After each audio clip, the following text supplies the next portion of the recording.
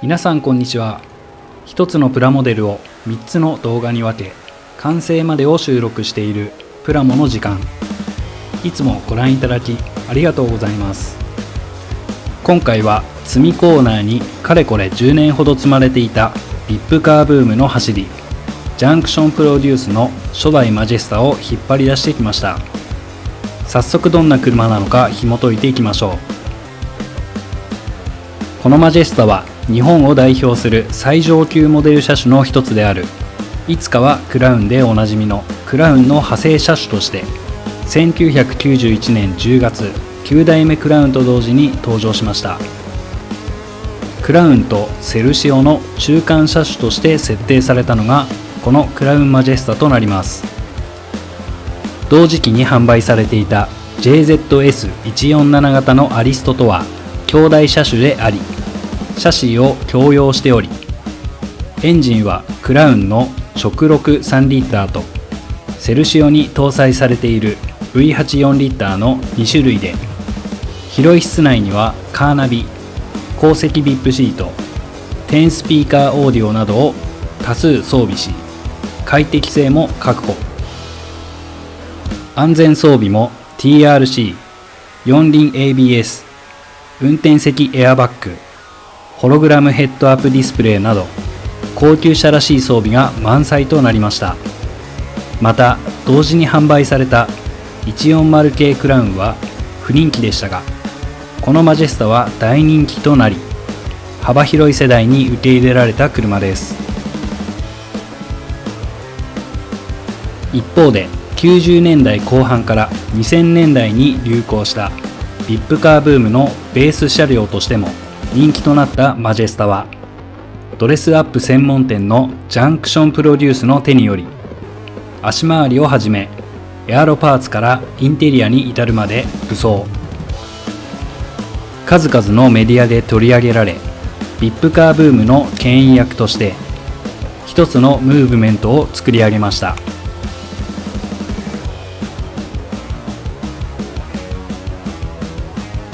そんなジャンクションプロデュースのマジェスタは24分の1スケールで青島からモデル化され販売となり、今でこそ手に入らないキットとなっていますが、10年ほど前にリサイクルショップで作りかけのものを入手。今回は10年以上寝かせてあったこのキットを一度解体し、修正しつつ作り上げていこうと思います。まずは塗装を落とすためにイソプロピルアルコールにドボン。あったかい場所に数時間放置したら、歯ブラシでゴシゴシ汚れや塗装を落としていきます。ボディに関してはゴム手袋を下指でこするようにして塗装を剥いでいきます。塗装や汚れが落ちたら次は解体です。箱に入っていたキットの状態はインテリアと足回りが組み立て済みでしたので、それぞれ接着してあったパーツを解体していきます。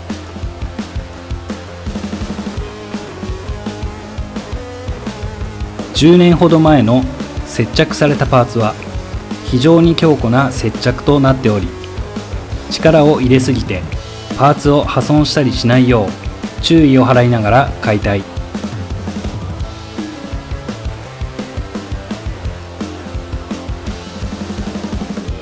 ボディの方は細かい塗装の残りや表面が荒れているので、サンドペーパーの320番、800番と番手を上げつつ鳴らしていきました。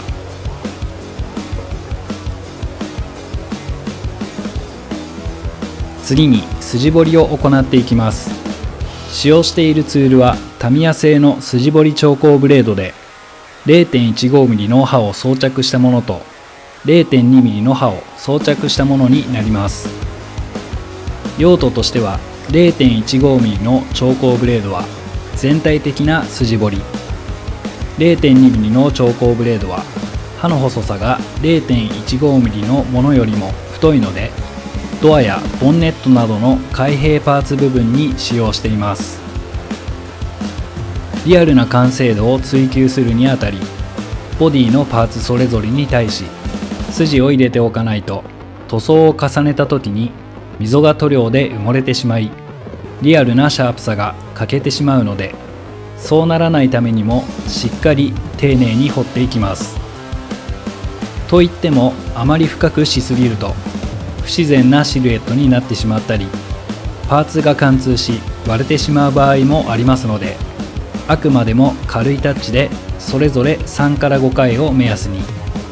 なおかつボンネットやドアなどの開閉パーツ部分は他のパーツとの差を明確につけるためにも 0.2mm の調光ブレードを使い、太めのラインになるよう意識しながらしっかり彫っていきます。続いてボディの調整加工となります。今回のキットで一番気になった箇所はリアウィング。リアウィングトップ部分がモールドが弱いせいか複数箇所でへこみがあったので、こちらを埋めていきます。シーフォース製の UV 接着パテをウィングに盛り込み、ブラックライトを照射。ものの数十秒で固まり、埋めて削る作業にはもってこいの商品。プラモの時間ではこういった作業にはこの UV 接着パテがマストアイテム。とても重宝しています。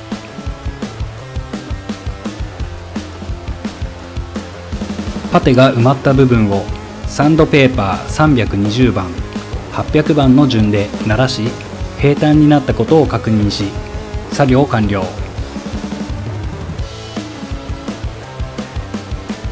続いて運転席と助手席のドア、トランクのキーシリンダー部分に対し、アドラーズネストのブラインドリベットヘッドを取り付けるための穴を開けていきます。0.8mm のピンバイスで穴を開け、作業完了です。続いてこの赤線部分のパーティングラインを消す作業、その他にバリなどを取り除いていく作業となります。メーカーの製造過程で金型同士を合わせてパーツを成形しているため、どうしても付着してしまうのがパーティングラインやバリですが、これを消すのと消さないのでは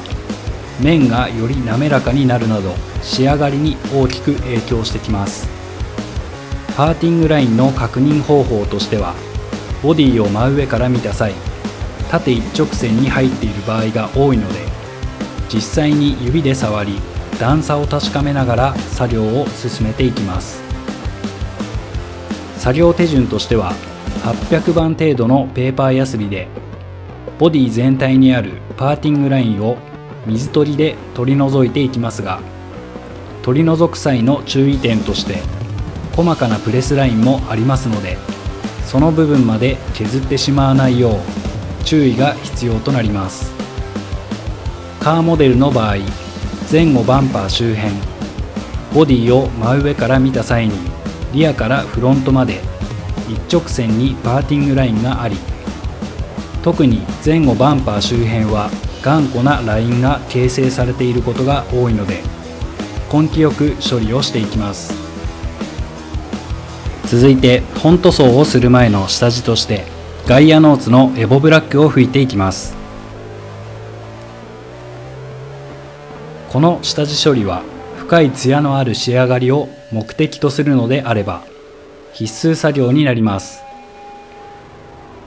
またパーティングラインを消すためにボディ表面を削ったり、ヤスリの跡が残ってしまった場合は必ずサフェーサーを吹いて本塗装の前に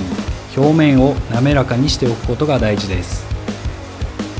いかに下地処理で滑らかな表面を作り上げるかが重要なことかと思いますし、下地の段階からこの表面を意識しておくと、後々表面仕上げの工程で時間を短縮できたりするなど効率が上がります。サフェーサーを吹き、パーティングラインも消え、綺麗なボディラインになったことを確認し、次の作業に移っていきますが、今回はここまで。次回はインテリア完成までをお届けする予定です。ご視聴いただきありがとうございました。